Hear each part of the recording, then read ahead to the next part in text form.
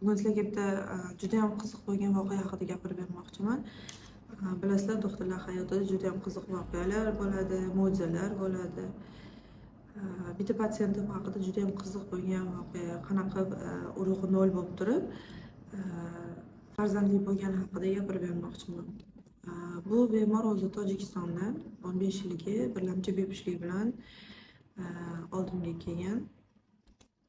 Ayollar bilan keldi. Shu o'tirib gaplashganimizda aytdi, Dilnoz opa, sizdan bitta iltimosim bor. Men atayin boshqa davlatdan oldingizga keldim. Menga 15 yil oldin azospermiya tashxisi qo'yilgan. Ya'ni o'sha urug'im 0. Men baribir ota bo'la olmayman. Men o'sha taqdirga tan berganman. Lekin bu narsani onamga tushuntira olmadim. Onam meni 5 marta uylantirdi. Endi men bu ayolim bilan 3 yildan beri birga yashayapmiz. Homilador bo'lmagani uchun yana boshqa ayolga uylantirmoqchi. Men o'sha xijolat bo'laman. Atrofdagilardan, o'sha o'rtoqlarim, qarindoshlarim oldida xijolat bo'laman, lekin buni onamga tushuntirish kerak. Meni tekshiruvdan o'tkazing-da. Mana shu tekshiruvlarga qarab onamga tushuntirib bering, haqiqatan ham meni urug'im 0ligini, men ota bo'la olmasligimni. Chunki sizni shu istoriyalaringizda urug'i 0 bo'lgan erkaklarni o'sha analizlarni videoga olganingizni ko'rganman. Mana shunaqa qilib tushuntirib bering. Mana shu iltimos bilan keldim dedi. Eshitib keyin xo'p mayli dedim. Tekshiruvlardan o'ting, oldin ko'raylik, haqiqatan ham sizga azospermiya tashxisi qo'yilganmi yo'qmi. Urug'ingiz 0 bo'lsa, keyin o'sha oilangiz bilan gaplashamiz deb tushuntirdim. Men katakchalarda spermatozoidlar ko'rdim. Buni ko'rib o'zim ham shoshib qoldim, to'g'risi. Xursand bo'lib ketdim, juda ham xursand bo'ldim.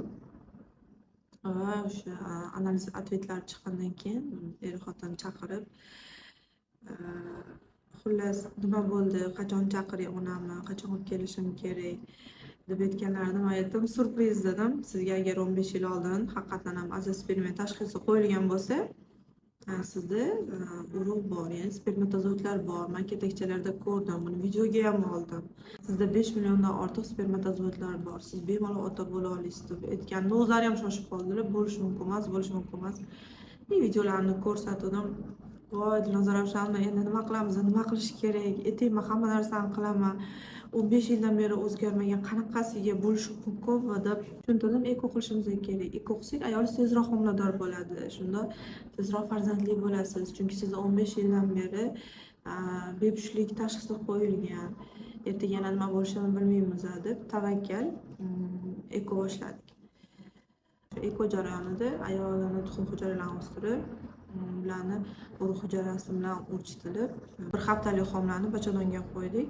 10 kundan keyin, patsatkadan keyin hig'cha xonalarni topshirishlari kerak. 7 kun bo'lgan, hali yana 3 kun bor. Lekin men test qildim, testda chiqyapti. O'zimizga ham ishonmayapmiz dedilar. Testlarni ham ko'rib o'zim xursand bo'lib ketdim, chunki test har doim 50-50 chiqadi. To'g'risini aytsam, hig'chani o'zim ham juda ham xavotir bilan kutdim. Yo'q, keyin ular yana kelishdi qabulimga. Va uchalamiz o'zida mana shu bitta mo'jizani ko'rdik. Yana bir bor Allohning mo'jizasi bilan tanishdik. Bundan juda ham xursandman.